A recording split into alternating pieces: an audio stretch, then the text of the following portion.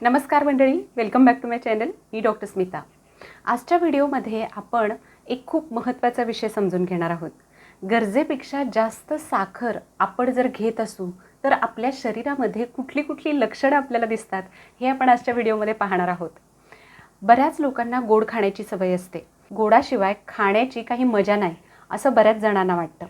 दररोज काही ना काहीतरी गोड आपल्या जेवणात हवंच, रादर प्रत्येक मीलमध्ये काहीतरी गोड पदार्थ हवाच असं सुद्धा बऱ्याच जणांना वाटतं. दररोज आम्हाला काही ना काही गोड खावंच लागतं, आम्हाला गोड खायला खूप आवडतं, अशी वाक्य अगदी सहजपणे आपल्या कानावर पडत असतात. बऱ्याच लोकांना आहारातून साखर कमी करणं किंवा बंद करणं हा एक खूप मोठा टास्क वाटतो. ज्या वेळेला आपण प्रमाणापेक्षा गरजेपेक्षा जास्त साखर आहारामध्ये घेत असतो, अशा वेळेला आपलं शरीरसुद्धा आपल्याला काही ना काही इंडिकेशन्स देत असतं. आपल्या शरीरामध्ये काही ना काही लक्षणं आपल्याला त्याची दिसून येत असतात आणि बऱ्याचदा कशामुळं काय व्हायला लागलं हे आपल्या लक्षात येत नाही आणि त्यामुळं ही लक्षणं आपल्याला ओळखता येत नाहीत. म्हणूनच आजच्या व्हिडिओमध्ये आपण गरजेपेक्षा जास्त साखर ज्या वेळेला घेत असतो त्यावेळेला आपल्या शरीरामध्ये दिसणारी 6 लक्षणं कुठली कुठली आहेत ते समजून घेणार आहोत. नेहमीप्रमाणे या सगळ्या गोष्टी आपण सायंटिफिक वेमध्ये समजून घेणार आहोत, त्यामुळे नक्की हा व्हिडिओ शेवटपर्यंत पाहत राहा. चला तर मग सुरुवात करूयात आपण आजच्या व्हिडिओला. नंबर 1, सगळ्यात पहिली महत्त्वाची गोष्ट, पहिलं महत्त्वाचं लक्षण म्हणजे सतत येणारा थकवा. जनरलाइज लॅक ऑफ एनर्जी किंवा एनर्जी क्रॅशेस होणं असं सुद्धा ज्याला आपण म्हणू शकतो. गोड पदार्थ आपल्या शरीराला पटकन ऊर्जा देतात. साखर किंवा गोड पदार्थ ज्यावेळेला आपण घेतो त्यावेळेला आपल्याला इनिशियल बूस्ट ऑफ एनर्जी मिळते, म्हणजे आपले ब्लड शुगर लेवल्स पटकन वर जातात, त्याचं पटकन ॲब्झॉर्प्शन होतं आणि रॅपिडली ही शुगर ब्रेकडाऊन केली जाते आणि यामुळं massive increase in blood sugar levels, म्हणजे आपल्या रक्तातली साखर ही पटकन वाढलेली आपल्याला पाहायला मिळते. हा इन्फ्लक्स जो आहे हा मॅनेज करण्यासाठी शरीराला जास्त प्रमाणात इन्सुलिन सिक्रीट करावं लागतं. अर्थातच ही प्रक्रिया खूप जटिल असते आणि वेळेअभावी आपण त्याच्या खूप खोलवर न जाता महत्त्वाच्या गोष्टी समजून घेत आहोत. गोड खाल्ल्यानंतर आपल्या शरीराला इनिशियल बर्स्ट ऑफ एनर्जी मिळते, ज्याला शुगर हाय असं म्हटलं जातं, which is immediately followed by the energy crashes. पटकन वाढलेले हे ब्लड शुगर लेवल्स तितक्याच रॅपिडली कमी होतात आणि त्यामुळं आपल्याला थकवा जाणवतो, एनर्जी क्रॅशेस जाणवतात. वरचेवर थकवा जर तुम्हाला जाणवत असेल, अंग गळून गेल्यासारखं वाटत असेल आणि तुम्हाला गोडाचे पदार्थ जास्त खाण्याची सवय असेल तर या दोन्हीचा आपसामध्ये खूप जवळचा संबंध आहे. नंबर 2, दुसरी महत्त्वाची गोष्ट, दुसरं महत्त्वाचं लक्षण आपल्याला जे दिसतं ते म्हणजे आणखी गोड खावंसं वाटणं. तर असं होण्यामागचं कारण काय, तर आत्ता पहिल्या पॉईंटमध्ये आपण जी गोष्ट पाहिली की आपले ब्लड शुगर लेवल्स रेज होतात आणि पटकन कमीसुद्धा होतात. हे जे शुगर हाईज आणि लोज आहेत हे मॅनेज करत असताना आपल्या शरीरामध्ये प्रचंड थकवा निर्माण होतो आणि अशा वेळेला आपल्याला पुन्हा भूक लागल्याची जाणीव होते. And our body's natural reaction is to reach for more sugars to get that energetic feeling again.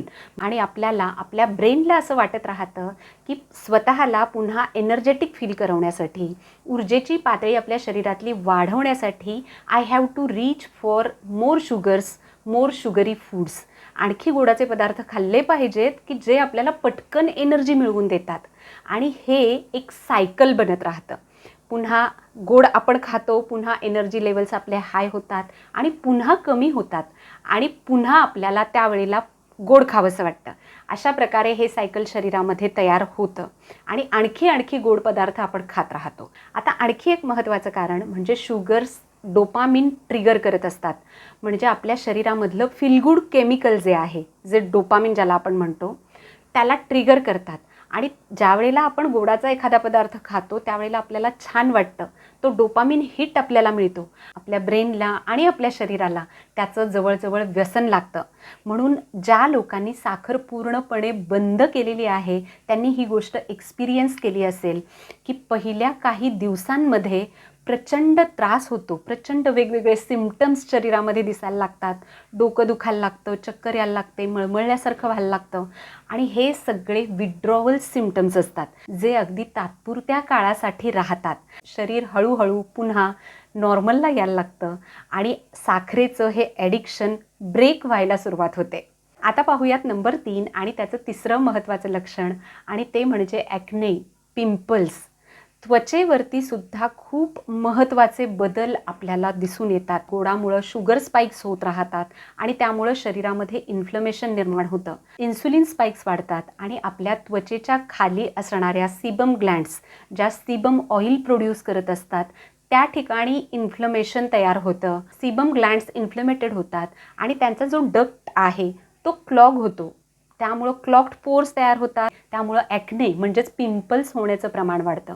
गरजेपेक्षा जास्त साखर ज्यावेळेला आपण घेत असतो त्याचे इफेक्ट्स आपल्याला मॅच्युअर स्किनवरती सुद्धा पाहायला मिळतात. त्वचा ड्राय होणं, त्वचेवरती सुरकुत्या येणं, त्वचेचा ग्लो कमी होणं, त्वचेवरती काळे, तपकिरी डाग दिसायला सुरुवात होणं, यासारखी लक्षणं आपल्याला दिसायला सुरुवात होतात. आता इथे आणखी एक महत्त्वाची गोष्ट आपण लक्षात ठेवायला हवी आणि ती म्हणजे साखर आपण अनेक वेगवेगळ्या फॉर्म्समध्ये घेत असतो. बरेच लोक चहातली साखर घेणं बंद करतात आणि आम्ही साखर बंद केलेली आहे असं डिक्लेअर करतात. तर साखर ही अनेक पदार्थांमध्ये लपलेली असते. बऱ्याच वेगवेगळ्या पदार्थांमधून नकळतपणे आपण साखर घेत असतो. अनेक वेगवेगळ्या पदार्थांमधून ही लपलेली साखर आपल्या शरीरामध्ये जात असते. जसं की सोडा आहे, एनर्जी ड्रिंक्स आहेत, ज्युसेस आहेत, प्रोसेस्ड फूड आहे, candies, cakes, pastries, biscuits, bakery products, वेगवेगळ्या प्रकारचे रिफाईंड स्नॅक्स आणि त्याचबरोबर कार्ब्स जे आपण घेतो त्याचं रूपांतरसुद्धा अल्टिमेटली शुगर्समध्येच होत असतं. त्यामुळे या सगळ्या प्रकारच्या शुगर्सबद्दल आपण इथं बोलत आहोत. आता पाहूयात नंबर 4 आणि चौथं महत्त्वाचं लक्षण आणि ते म्हणजे हळूहळू वाढत जाणारं वजन. वजन वाढणं हे अपरिहार्य होतं. ज्यावेळेला आपण गरजेपेक्षा जास्त साखर खातो त्यावेळेला ही गोष्ट होतच राहते. गरजेपेक्षा जास्त साखर ज्यावेळेला आपण घेत असतो त्यावेळेला आपलं वजन हळूहळू वाढत जात असतं किंवा वजन कमी होणं, कमी करणं हा एक खूप अवघड टास्क होऊन जातो. याचं कारण म्हणजे साखरेमध्ये हाय कॅलरीज आहेत. कॅलरीज खूप जास्त प्रमाणात आहेत आणि त्यामधून मिळणारी पोषण मूल्य ऑलमोस्ट 0 आहेत. पोषण मूल्यांच्या दृष्टीनं साखर म्हणजेच गोडाचे पदार्थ अत्यंत निकृष्ट दर्जाचे समजले जातात. त्यामुळे आपल्या शरीराला खूप जास्त प्रमाणात कॅलरीज तर मिळतात आणि पोषण ऑलमोस्ट 0 प्रमाणात मिळत असतं. एक्स्ट्रा ज्या कॅलरीज आहेत ते आपलं शरीर फॅट म्हणून स्टोअर करत असतं आणि त्यामुळं विजरल फॅट वाढत राहतं. पोटावरती फॅट वाढलेलं दिसतं. वेट लॉस करण्यामध्ये अडचणी निर्माण होतात. ज्या लोकांना असं वाटतं की आपण सगळं काही व्यवस्थित करतो पण तरीही आपलं वजन कमी होत नाही, अशा लोकांनी आपल्या आहारामधल्या साखरेचा शोध घ्यायला हवा. आपण नेमकी किती प्रमाणात साखर घेतो हे पाहायला हवं. हिडन शुगर्स कुठून कुठून आपल्या शरीरात जात आहेत याचा शोध घ्यायला हवा. गरजेपेक्षा जास्त साखर ज्यावेळेला आपण घेतो त्यावेळेला आपले क्रेविंग्स वाढतात, आणखी भूक लागत राहते. जसं की आपण मघाशी पाहिलं तर ही गोष्टसुद्धा होत राहते. क्रेविंग्स वाढत राहतात, आणखी आपण खात राहतो आणि हे सायकल शरीरामध्ये तयार होतं. त्यामुळं सुद्धा वजन वाढ होण्याचा धोका आणखीच वाढत असतो. आता पाहूयात नंबर 5 आणि 5वं महत्त्वाचं लक्षण आणि ते म्हणजे झोप व्यवस्थित न लागणे. झोपेची क्वालिटी अजिबात व्यवस्थित नसते. आता असं होण्यामागचं कारण काय तर इन्सुलिन स्पाइक्स जे अशा वेळेला शरीरामध्ये होत असतात ते ॲड्रिनॅलिन आणि कॉर्टिझोल रिलीजला ट्रिगर करतात, जे की आपल्या शरीराला सतत ॲलर्ट मोडवरती ठेवत असतात. त्यामुळं झोप व्यवस्थित न लागणं हे सुद्धा त्याचं एक महत्त्वाचं लक्षण आहे. आणि आता पाहूयात नंबर 6 त्याचं 6वं महत्त्वाचं लक्षण. गरजेपेक्षा जास्त साखर ज्या वेळेला आपण घेत असतो अशा वेळेला आपल्या मानसिक आरोग्यावरती सुद्धा त्याचे परिणाम आपल्याला पाहायला मिळतात. जसं की मूड स्विंग्स होणं, चिडचिडेपणा होणं, मन एकाग्र करण्यामध्ये अडचणी निर्माण होणं, कन्फ्यूज्ड वाटत राहणं, लो फील करणं किंवा विसराळूपणा वाढत जाणं यासारखी लक्षणं आपल्याला दिसून येतात. तर साखर आपण आपल्या आहारामध्ये नेमकी किती प्रमाणात घ्यायला हवी? वेट लॉसवर असताना आपण साखर घेऊ शकतो का? तर हो, नक्कीच घेऊ शकतो. दररोज किती प्रमाणात साखर आपल्याला आपल्या आहारामध्ये घेता येते सेफली घेता येते यासाठी आपण एक वेगळा खास व्हिडिओ केलेला आहे. त्या व्हिडिओची लिंक मी खाली डिस्क्रिप्शन बॉक्समध्ये दिलेली आहे. त्याचबरोबर मघाशी ज्या महत्त्वाच्या विषयाबद्दल आपण बोललो की थकवा येणं, अंग जड होणं, एनर्जी क्रॅशेस होणं, याची सुद्धा इतर महत्त्वाची कारणं कुठली कुठली आहेत यासाठी सुद्धा आपण एक वेगळा खास व्हिडिओ केलेला आहे. या दोन्ही व्हिडिओजची लिंक मी खाली डिस्क्रिप्शन बॉक्समध्ये दिलेली आहे. जर तुम्हाला अशा प्रकारचे कुठलेही त्रास होत असतील तर ते दोन्ही व्हिडिओ नक्की पहा. खूप हेल्पफुल आणि खूप इन्फॉर्मेटिव्ह असे ते व्हिडिओज आहेत. So that's all for today.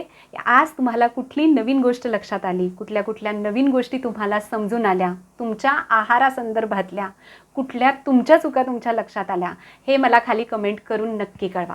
So that's all for today. I hope हा व्हिडिओ तुम्हाला हेल्पफुल ठरला असेल. यासारखेच वेगवेगळ्या विषयांवरचे व्हिडिओज घेऊन मी दर आठवड्याला येत असते. ही सगळी माहिती मी सायंटिफिक वेमध्ये तुमच्यासमोर ठेवत असते. त्यामुळे जर तुम्हाला अशा वेगवेगळ्या विषयांमध्ये इंटरेस्ट असेल तर नक्की चॅनलला सबस्क्राईब करा. चॅनल सबस्क्राईब केलं असेल तर खाली दिलेल्या बेल आयकॉनला प्रेस करा, जेणेकरून मी व्हिडिओ अपलोड केल्यानंतर तुम्हाला त्याचं नोटिफिकेशन मिळेल आणि तुमचा कुठलाही व्हिडिओ मिस होणार नाही. व्हिडिओ आवडला असेल तर नक्की लाईक करा, शेअर करा आणि चॅनलला सबस्क्राईब करा. So thank you very much. पुन्हा भेटूया पुढच्या व्हिडिओमध्ये.